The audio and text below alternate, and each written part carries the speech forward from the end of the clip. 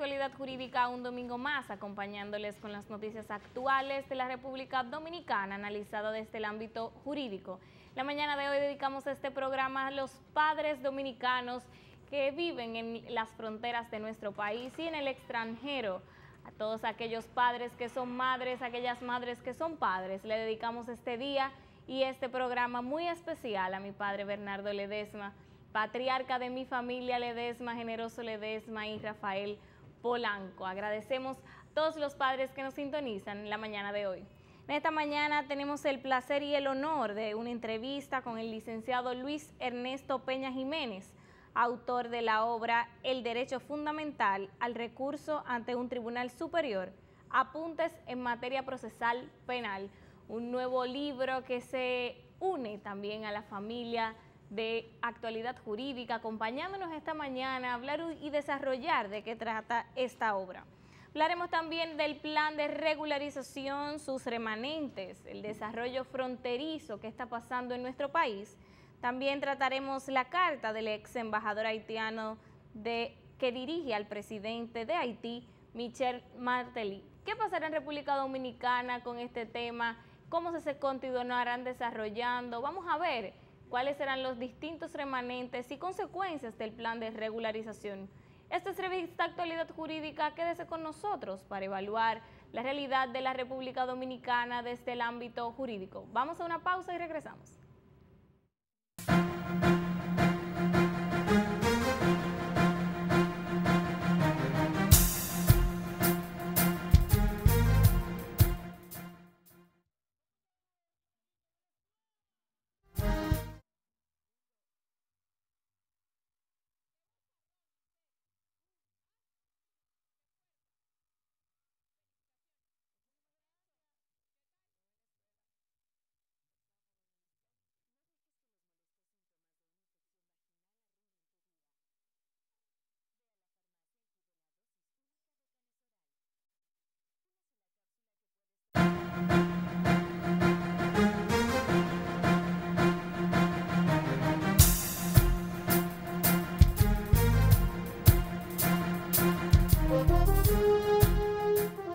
Revista Actualidad Jurídica. En la mañana de hoy, como indicamos, la presentación nos acompaña el licenciado Luis Ernesto Peña Jiménez, licenciado en Derecho en la Pontificia Universidad Católica Madre y Maestra, posgrado en la ciudad de Nueva York en Derecho Gubernamental con concentración en compra y contrataciones, además máster en Derecho Constitucional y Libertades Fundamentales de la Universidad Castilla-La Mancha, catedrático, profesor de Derecho Constitucional en la Universidad Católica de Santo Domingo y socio fundador de la firma Martínez Peña Fernández, abogados consultores, y además el autor de la obra El Derecho Fundamental al Recurso ante un Tribunal Superior, Apuntes en Materia Procesal Penal. Buenos días, Luis. Buenos días, Gilberto. En la mañana de hoy tenemos la oportunidad, el placer de compartir con el autor de esta obra que me permito presentar en esta mañana. Es una nueva obra en nuestro derecho, en la doctrina dominicana que tanto se necesita. Vamos a desarrollar un poquito de qué se trata este libro.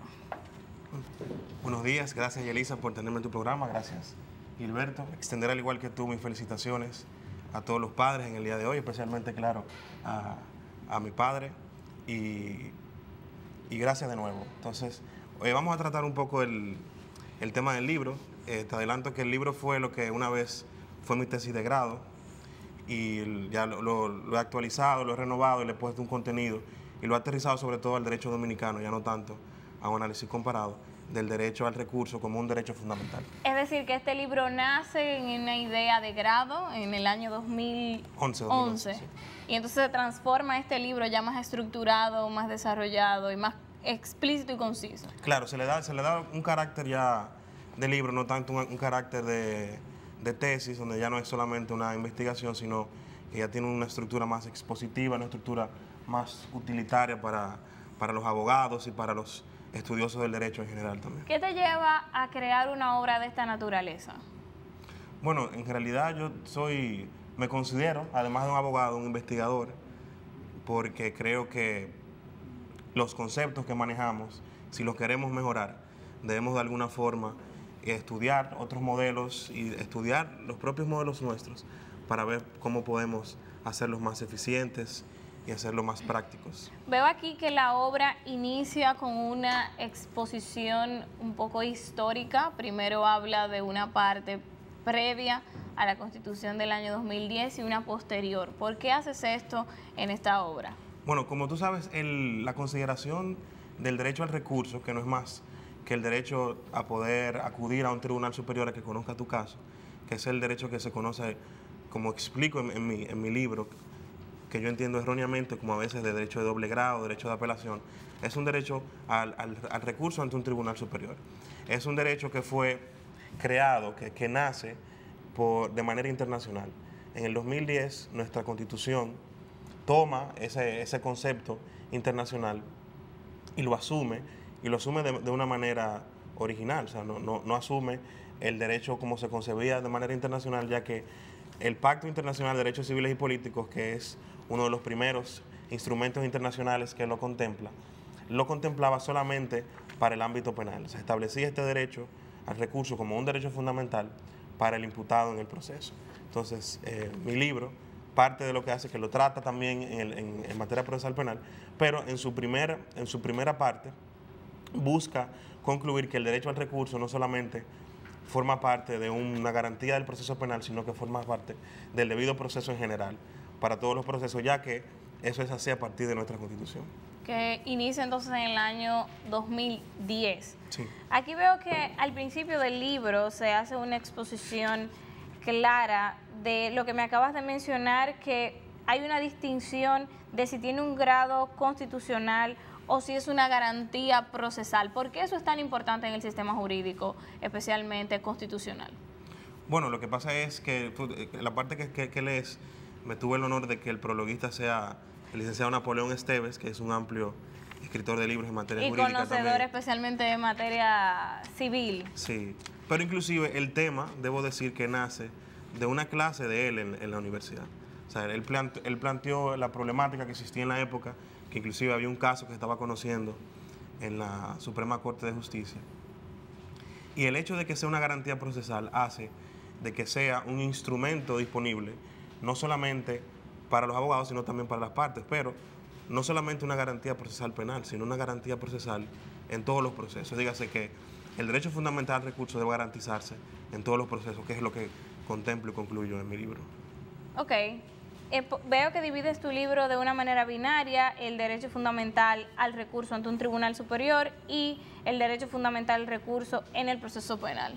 Explícame un poco por qué lo desarrollas así, qué desarrolla en la primera parte este libro. Bueno, lo que pasa es que la parte procesal penal podría ser la parte más interesante, ya que es donde más se ha discutido el tema y es donde tiene mayor implicación, porque parte del derecho que tiene el imputado al doble conforme. O sea, es decir, que tú, cuando se está en juego tu libertad, tú debes tener disponible dos decisiones al respecto, porque no está en juego un cobro de pesos o un cheque. O sea, lo que está en juego es tu libertad. Entonces, por eso se ha construido el derecho fundamental al recurso alrededor del proceso penal, y por eso yo le dedico la segunda parte de manera extensiva al derecho fundamental al recurso en el proceso penal.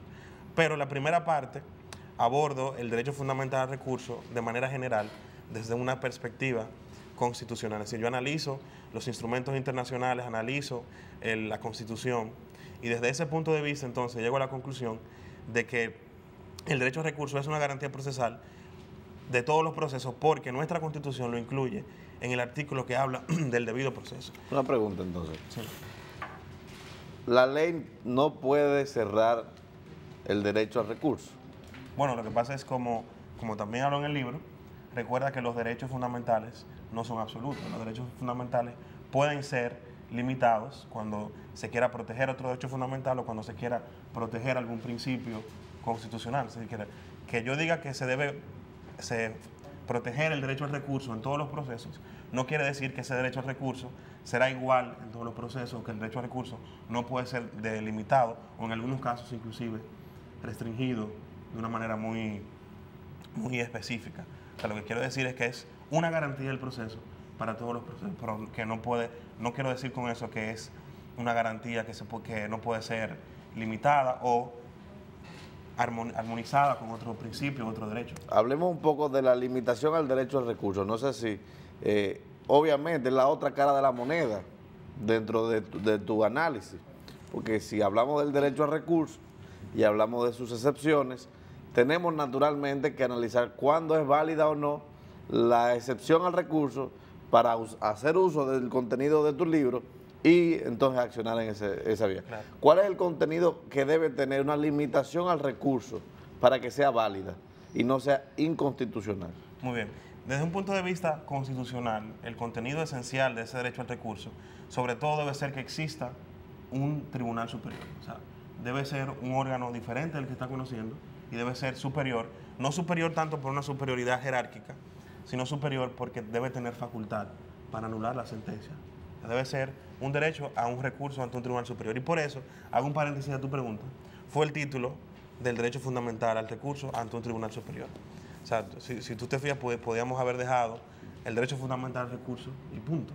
Pero no, quise hacer que el título sea así porque existen otros recursos. Sin embargo, esos otros recursos no constituyen un derecho fundamental. Lo que constituye un derecho fundamental es el derecho ante un tribunal superior. Okay. Entonces, otra parte de ese contenido esencial es que debe ser un examen íntegro del primer proceso. O sea, de nada sirve que sea un examen que sea taxativo, un examen que sea incompleto, o un examen que solamente sea de la ley, o un examen que sea solamente de los hechos. O sea, que dejamos fuera el recurso de casación. Sí, exacto. O sea, se ha concluido que el recurso de casación, por sus características, no es un recurso que se pueda enfrascar dentro del contenido del derecho fundamental al recurso, porque es un recurso extraordinario. Y los recursos que protegen este derecho serán los recursos ordinarios, es decir, que los recursos que sean amplios, que te permitan conocer de nuevo de la prueba, que te permitan conocer de los hechos y del derecho también. Ok, y ahora la otra cara de la moneda. ¿Cómo puede el legislador configurar una limitación a este derecho fundamental que no viole, o sea, que sea válida? Por ejemplo, voy a poner varios ejemplos de sentencias que no son susceptibles de ningún recurso. Un cobro de pesos por debajo de 20,000 pesos no es susceptible de ningún recurso. Bueno, una de las cosas que yo concluí en mi libro es que pueden haber razones para limitar el recurso. Sin embargo, esas razones deben ser razones que tengan que ver con protección de un principio de justicia o un principio de proteger otro derecho, pero no algo que tenga que ver con lo económico. Claro, mi conclusión podría ser escandalosa, porque no vamos a tener 10,000 procesos cuando el monto sea irrisorio, pero yo te pregunto, ¿no es el monto también algo subjetivo? Porque quizá para ti 1,000,000 de pesos sea irrisorio, pero para mí ese 1,000,000 de pesos sea todo el dinero del mundo. Y yo llevo eso inclusive menor, o sea, para ti quizá 20,000 pesos es irrisorio, pero para el dominicano común, el dominicano en general, 20,000 pesos, 15,000 pesos puede ser todo el dinero del mundo. Y a mí se me debe proteger también ese derecho que yo tengo de que se me revise lo que para mí es todo el dinero del mundo. Y también que cito en mi libro a Rudolf von Hering cuando él dice que lo que mueve al accionante no es necesariamente el dinero envuelto, sino la injusticia, sino lo que se me hizo. O sea, aunque mi daño pueda tener una materialización en cuanto monetaria, de que diga, bueno, a ti lo que se te afectó fueron 15,000 pesos, sí, pero está el contenido de justicia de lo que se me hizo a mí, que entonces en un Estado de Derecho no puede detenerse espacios de actuación donde existan personas que no se les protege el derecho completamente, simplemente porque su daño no representa un monto económico. Eso es un tema espinoso a la luz de las limitaciones de recursos que no son ordinarios, sino extraordinarios, como el recurso de casación. El tema de los 200 salarios mínimos. Sí. Pero ahí hay que realmente, la gente que vive en sociedad como vivimos nosotros, tenemos que poner límites para responder a una realidad que es la asignación eficiente de los recursos judiciales a la solución de los casos. No se pueden solucionar en la justicia todos los casos al mismo tiempo. Hay casos que por su peso específico son para la sociedad más importantes, más gravosos que otros. Y esos casos que son más importantes son los casos que tienen abiertos más garantías. Es así, esa es la lógica. Bueno, lo que pasa es que lo que yo digo es que la discusión en cuanto a cuáles son esos casos más importantes no sea el dinero, sino que sea la materia, sino que sea el derecho envuelto. Pero bueno, o sea, al final, esa es mi posición y mi posición también debe ser armonizada con lo que tú dices, con el principio de la efectividad de la justicia y también con la rapidez de los procesos. No podemos tener, en base a proteger garantías fundamentales, un proceso que sea eterno. O sea, debe haber un final. Exacto. ¿Es una posición idealista la tuya de que todo proceso debe tener un recurso? ¿O tú entiendes que de manera realista una persona que se ve afectada actuando en amparo o de alguna otra vía conseguirá ejercer ese recurso? Yo diría que ninguna de las dos, ni realista ni idealista. Es una posición ideológica, porque al final yo lo que presento es cuáles deben ser los conceptos que debemos manejar al momento de legislar. Esos conceptos no pueden ser utilizados de manera extrema, no pueden ser utilizados de manera pasional, porque al final no son conceptos religiosos, pero son conceptos que sí debemos tener a mano para que al momento de tener una discusión sepamos cuáles son los principios, cuáles son los valores que buscamos proteger y que queremos poner en balance. Antes de la pausa, quiero poner en la mesa una pregunta, y es ¿qué transformaciones propondrías tú a partir de este análisis en la justicia dominicana, que está siempre y debe estar siempre el derecho en constante evolución? Vamos a una pausa y continuamos con el autor de esta obra, Luis Ernesto Peña Jiménez. Regresamos.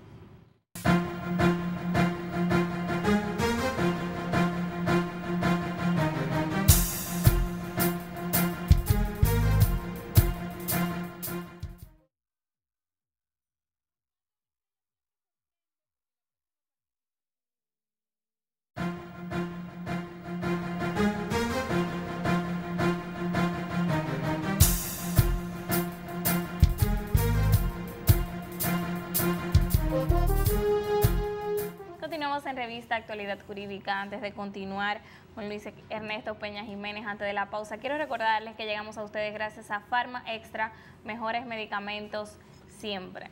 Estamos aquí, antes de la pausa hablábamos respecto al libro del autor Luis Ernesto Peña Jiménez, El derecho fundamental al recurso ante un tribunal superior. Antes de la pausa dejé una pregunta sobre la mesa, porque siempre el derecho dominicano se encuentra en constante evolución. El derecho es una realidad y una consecuencia de la vida en sociedad. Entonces, a partir de tu libro y de las propuestas ideológicas que me has presentado, ¿cuáles son las transformaciones que propones podrían hacérsele al derecho para ser aplicable a la realidad esta propuesta? Muy bien. El libro está lleno de propuestas de transformaciones de manera indirecta, pero de manera directa yo te puedo mencionar dos. Una que inclusive entiendo ha sido acogida ya por el legislador, cuando se hizo la reciente modificación al Código Procesal Penal, que fue con la ley 1015. En esa ley, el objeto del recurso en materia procesal penal fue ampliado. Se puso una causa más y se puso que se puede conocer de los hechos. ¿Tú recuerdas, Gilberto, que inclusive hubo mucha crítica en cuanto a ese recurso de apelación penal, de que se decía que era casi una mini casación, porque los supuestos estaban taxativamente y no se conocían una violación a los hechos o algo así, no lo tengo exactamente claro ahora.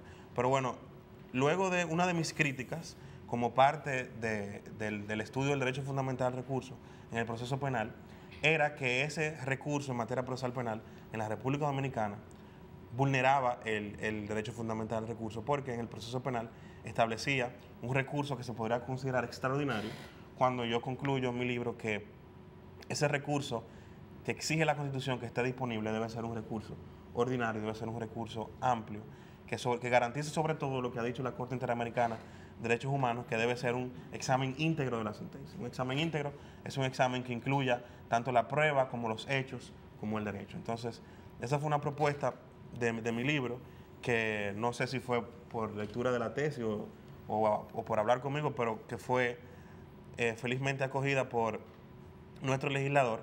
Y no puedo decir que fue enteramente mía, ya que es una posición de muchos doctrinarios, tanto dominicanos como del extranjero. Y otra propuesta que tengo en mi libro es en torno a la jurisdicción penal privilegiada, que va de la mano con lo que hablábamos con Gilberto anteriormente, que es un proceso en el cual no existe un recurso disponible.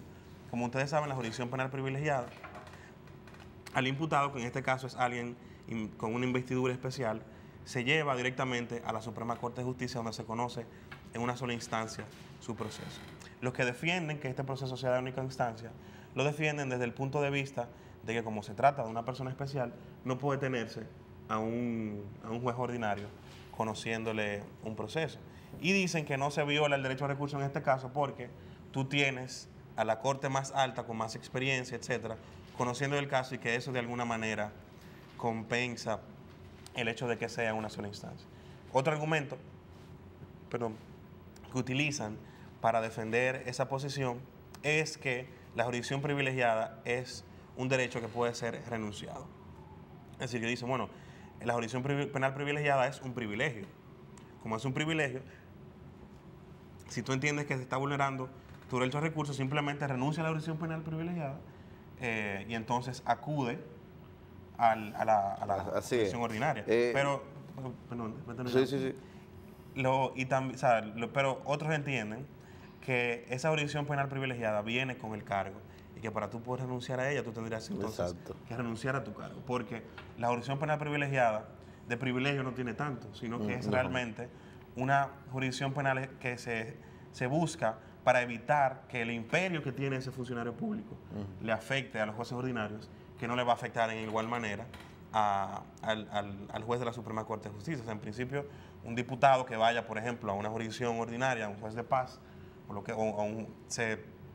ese juez podría verse intimidado por esa posición. Sin embargo, no pasa igual con la Suprema Corte de Justicia. Así es.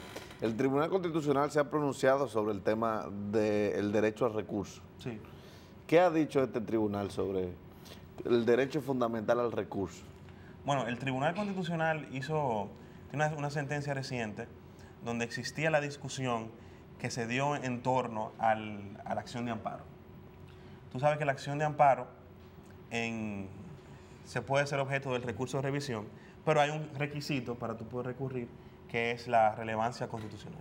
Y también existe, ese es un requisito en el recurso de revisión el recurso de revisión constitucional en general. Así es. Existía la discusión de si esa relevancia constitucional era una violación del derecho al recurso, porque se entendía, bueno, pero si le ponemos este requisito, entonces no sería un recurso amplio.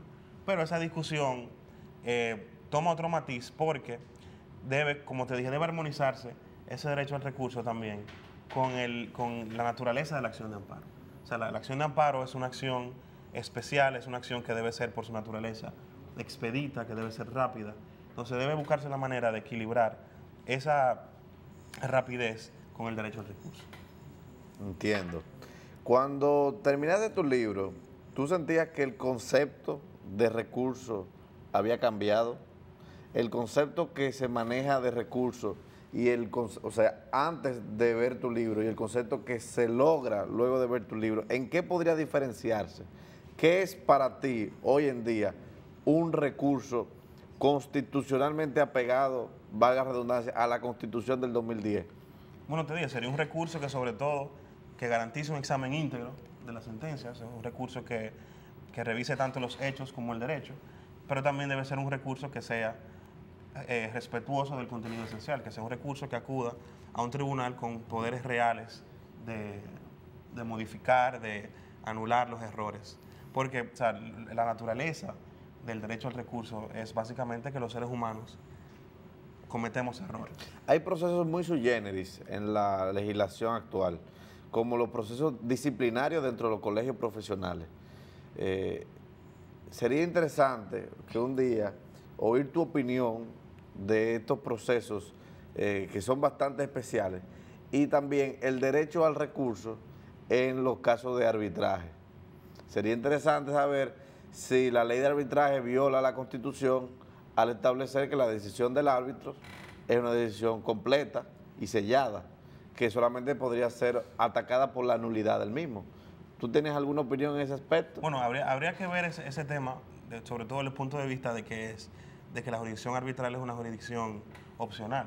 O sea, violaría, tú pudieras considerar que se viola cuando se trata de contratos de adhesión, es decir, cuando te obligan a ir a una jurisdicción arbitral, pero al final, si tú bajo la autonomía de la voluntad elegiste ir a esa jurisdicción, ya tú tienes entonces que adecuarte a todos los requisitos, todos los establecimientos de esa jurisdicción. No sería igual con el tema de la jurisdicción ordinaria. Y igualmente con lo que me comentas de los procesos disciplinarios en los colegios, habría que ver hasta qué punto esos colegios se deben ceñir a lo que debe ser un debido proceso ordinario o si solamente se trata de órganos privados que pueden tener sus propios procesos y pueden organizar cómo dejan entrar o cómo sacan a sus miembros, porque si tomamos en cuenta que es una asociación privada, entonces esa asociación privada debe tener derecho a controlar cómo administra la membresía de sus integrantes. Bien, bueno, pero en el caso de excepciones donde en ocasiones es obligatorio pertenecer para poder ejercer una carrera determinada, ahí sí podríamos hablar entonces de un derecho al recurso. Claro, ahí podría estudiarse el hecho de que, bueno, si yo estoy obligado a colegiarme en esa institución para yo poder ejercer, ya no se trata tanto de una institución privada. Ahí toma otros matices porque ya se trataría de un colegio que hace como un screening de quién puede o no ejercer una profesión dentro de una jurisdicción determinada. Entonces ahí habría que ya considerarse si debe garantizarse o no. Luis, ese proceso. Para terminar ya, dinos dónde podemos encontrar tu libro, algunas palabras de cierre y básicamente dónde podemos encontrar esta obra. El libro se puede encontrar en la Librería Jurídica Internacional, que se encuentra en la avenida Rómulo Betancourt. Eso es casi esquina Churchill, al lado de Logomarca, en la avenida Rómulo Betancourt número 1208. Y bueno, mis palabras serían exhortarlos a ustedes, que son al igual que yo, pensadores, investigadores jurídicos que escriban. Debemos llenar las bibliotecas y las bibliotecas nacionales e internacionales, las librerías de escritos sobre derecho dominicano. Aquí falta mucha bibliografía en cuanto a derecho dominicano. Antes de agradecerte aceptar nuestra invitación, voy a leer unas palabras del doctor José Luis García Guerrero, que escribe en la contraportada de este libro, director del Máster en Derecho Constitucional y Libertades Fundamentales de la Universidad Castilla-La Mancha, España. El libro afronta completamente la materia y demuestra que la claridad expositiva no está reñida con el rigor, imprescindible para abogados, jueces e investigadores. Asimismo, el licenciado Manuel Alejandro Valerio Jiminián dedica unas palabras, profesor en Derecho Constitucional y de posgrado, quien establece también todo el que esté interesado en comprender los cambios a nivel procesal y dogmático que han acaecido en los últimos años en República Dominicana sobre este pilar del sistema judicial debe leer este aporte seminal de una promesa del derecho nacional. Luis, el derecho fundamental a recurso ante un tribunal superior, apuntes en materia procesal penal. Te agradecemos que nos acompañes en la mañana de hoy. Abrimos las puertas de Actualidad Jurídica para cualquier otro proyecto que puedas iniciar y desarrollar en República Dominicana. Para mí también es un honor y un placer que nos hayas acompañado y que te hayas atrevido, como bien comentaste en la puesta en circulación de tu obra, que te atrevieras a escribir y te atrevieras a abrirte a que otros criticaran tu trabajo. Y eso es un paso de atrevimiento en nuestra sociedad y también de mucho éxito y mucho emprendurismo en nuestro país. Muchísimas gracias por acompañarnos. Vamos a una pausa y continuamos con Revista Actualidad Jurídica.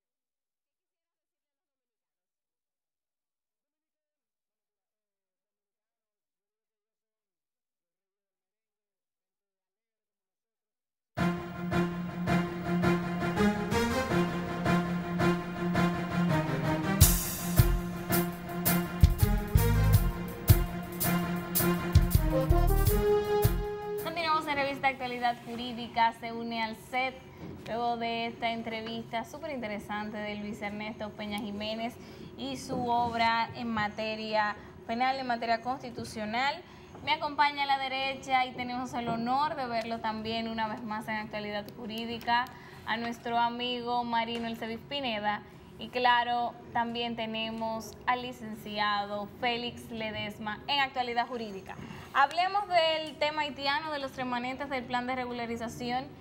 Debemos de seguir este tema muy de cerca. Estamos a la espera del informe de la Organización de Estados Americanos. ¿Qué va a pasar? ¿Qué está pasando en esta parte? Salió una carta controversial para unos, excelente para otros. Buenos días, gracias Yelisa, gracias Félix Ledesma, un abrazo a nuestro amigo Bernardo en donde se encuentre hoy Día de los Padres. Felicidades a los padres hoy, que es su día, casi no nos lo celebran, pero vamos. Ese es el día ¿Cómo no? Pero si de los padres. A las madres le hacen más fiesta, a los padres no hacen menos. No sea mezquino, no sea mezquino, eso no. Porque además pues eso está bien. le pusieron un día. Bueno, está bien. Ah, también, eso es demasiado. Porque las madres son... ¿Viste qué mala es? No, porque las madres pero merecen más de ahí las madres. No, claro que sí. Bueno, pero entrando en materia, con relación al tema de la migración haitiana, como ustedes se dan cuenta, hay toda una situación interna e internacional que tiene muchas aristas. Hay una parte muy interesante que la vamos a dejar para último, que es el desarrollo de la frontera. Hay otra parte fundamental que es lo que está sucediendo, la entrega de los carnés, la regularización. A través del Ministerio de Interior y Policía se habla de alrededor de 92.000 regularizaciones, tanto en carnet como pasaportes, hay unos 46.000, en fin. Y la otra parte es el hecho innegable, pero que es concurrente, de la salida del embajador, retiro del embajador Daniel Suplicé de nuestro territorio, y la carta que ha salido ayer en el periódico Listín Diario, valga la propaganda, donde el embajador Suplicé hace un extraordinario relato de la situación nacional y su rol como embajador en la República Dominicana. Fíjate, Félix, a mí me llamó mucho la atención la primera parte de la carta, que hasta debíamos leerla. Dice: después de haber tenido durante 92 días con honor, respeto, conciencia y patriotismo la enseña bicolor nacional, es decir, la enseña haitiana, en el territorio de Duarte, Sánchez y Mella, hoy tengo el honor de presentarle sin mácula en estos pliegos gloriosos el sentimiento patriótico de haber tratado de ser útil. Fíjate cómo él dice: en esta tierra de Duarte, Sánchez y Mella, respetando la separación y respetando nuestra identidad nacional. ¿Cuál fue el alegato para que se suspendiera ese embajador del gobierno haitiano? Parece ser que el embajador tiene un concepto muy claro que en la carta también establece, cuando le dice al presidente Michel Martelly, que es un presidente de facto. ¿De quién? Mire, sí, porque ya él pasó de tiempo, no han celebrado elecciones, pero bueno, es el presidente que ellos tienen allá. Como bien tú dices siempre, porque tú has sido en este programa muy coherente, en un gobierno que realmente es un gobierno de facto, intervenido por las Naciones Unidas y que tiene una fuerza de ocupación como la MINUSTAH. Pero fíjate que él habla de 5 señalamientos. Dice: miles de nuestros hermanos y hermanas siguen cruzando la frontera por debajo de los alambres en la búsqueda de un bienestar, refiriéndose a los haitianos que vienen a nuestro territorio en procura de mejor condición económica. Decenas de mujeres y adolescentes haitianas paren cada día sus hijos en nuestros centros hospitalarios dominicanos. Un reconocimiento extraordinario. Alguna vez dijimos... Mira, eso es algo que se ha venido dando a través del tiempo, porque lógicamente cuando viene tanta gente de Haití para acá, lo menos que puede pasar es que den a luz aquí, pero se le da servicio también de salud, de otro tipo de tratamientos, de enfermedades. Una vez tú dijiste que el presupuesto del año pasado fue, y te escuché decirlo en televisión, fue alrededor de 5.200 millones de pesos en favor de las jóvenes haitianas en los diferentes centros de salud. Yo creo que nosotros nos hemos vendido mal en ese sentido. Porque Claro. mira, tú vas al Hospital Central de las Fuerzas Armadas, y estoy hablando de un hospital Militar. de una institución militar, Sí. y tú te encuentras en las salas de... Emergencia. no solamente en las salas de emergencia, sino también en donde están alojados los pacientes. Sí. La mayoría, te lo digo porque me pasó hace poco, la mayoría de los pacientes internos son haitianos. En el Hospital Central. ¿Tú lo viste eso? Sí, en el Hospital Central de las Fuerzas Armadas. Pero además, las estadísticas que debe tenerse, porque me imagino que las hay, Sí. de los pacientes que se atienden diariamente en los hospitales dominicanos, ese es otro argumento que se puede Sí, sí. sacar a relucir para demostrar Siempre ha habido solidaridad. que nosotros no hemos sido, como se Verdugos dice, y torturadores, ¿no? como dice el loco ese que salió con ese disparate. Pero Sí. fíjate que cuando hay un terremoto en Haití, los primeros en llegar Como nosotros. somos nosotros, pero no solamente eso.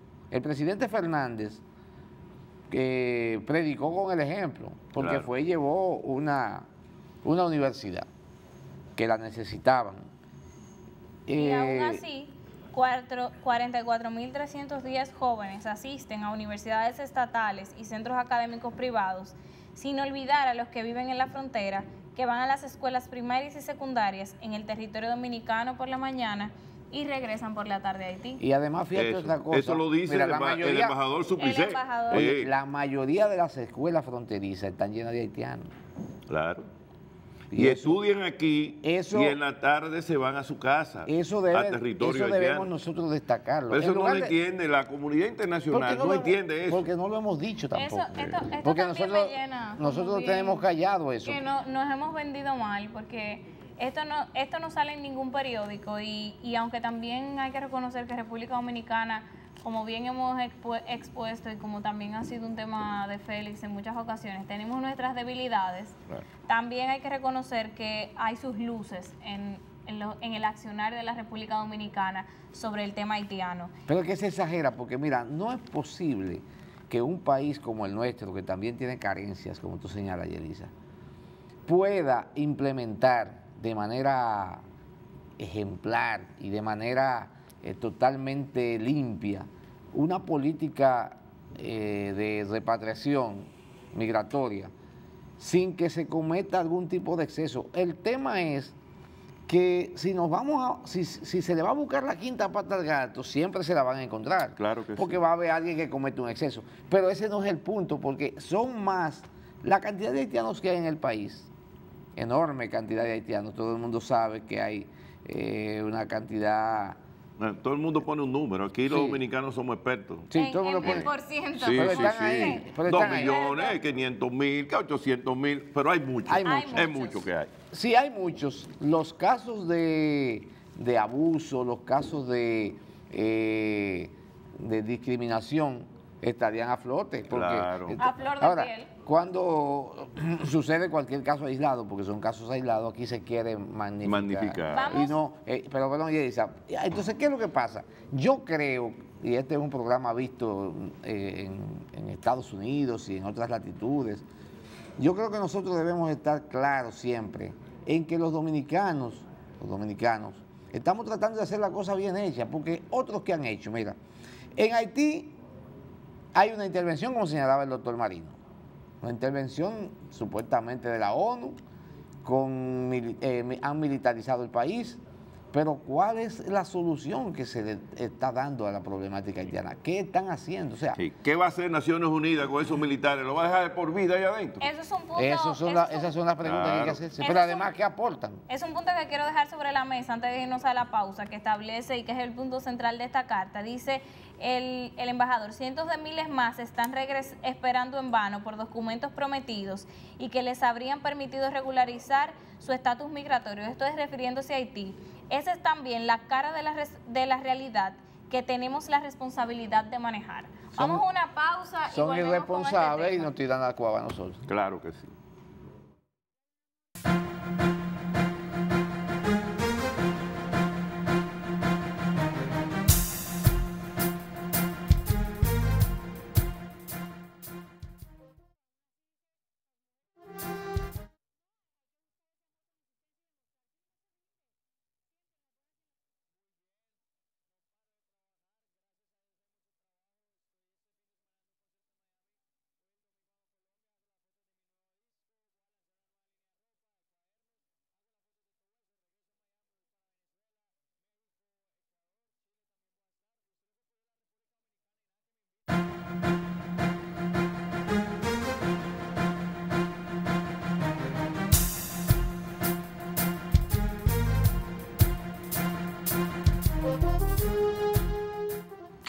continuando con el programa y retomando la pregunta final de Yelisa, el tema de la regularización es importante.